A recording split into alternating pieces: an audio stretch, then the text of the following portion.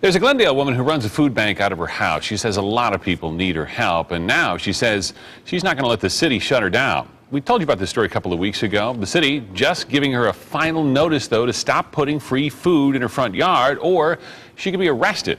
ABC 15's Nabita Fergani has been following this story from the beginning. Now the county is getting involved. Nabita, I mean, she's been doing this for years. Is there any reason why we suddenly have all of these notices?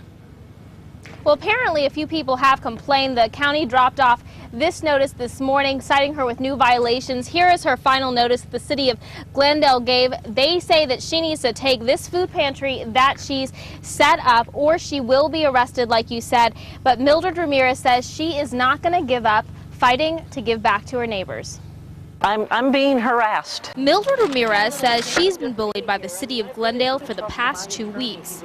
I had the food out for maybe 5 minutes when code enforcement came through and cited me. They gave her final notice with 3 additional violations. It's like Glendale wants to shut down everything that means anything to the community. We can make the grilled cheese sandwich People like Nellie Rangel. How often do you guys come here? every other day. Nellie gets $100 a month in food stamps to feed 5 people. So this is the only help that we have besides the food stamps. If we don't have it, we don't eat. And it's people like Nellie that Mildred is fighting for so they can continue to put food on the table. And I have not heard back from the county as far as what those new violations are and why they have cited her, but the city tells me that it is illegal against city code to have furniture like this displayed in your front yard.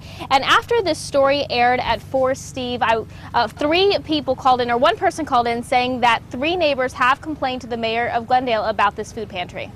But she's been doing this for like 7 years now as well. There's got to be a lot of people that really depend on her. I mean, what else can she do? Is this going to wind up in court? Well, Steve, she's not taking on this fight alone. Actually, after our story aired, the Rutherford Institute contacted her and said they were going to help her out. They actually sent this letter to the city of Glendale saying that they are violating her constitutional right to give charity based on her religious beliefs. And so they tell the city of Glendale that if they continue to harass her, they will file legal charges, and the city could have to pay for these attorney fees.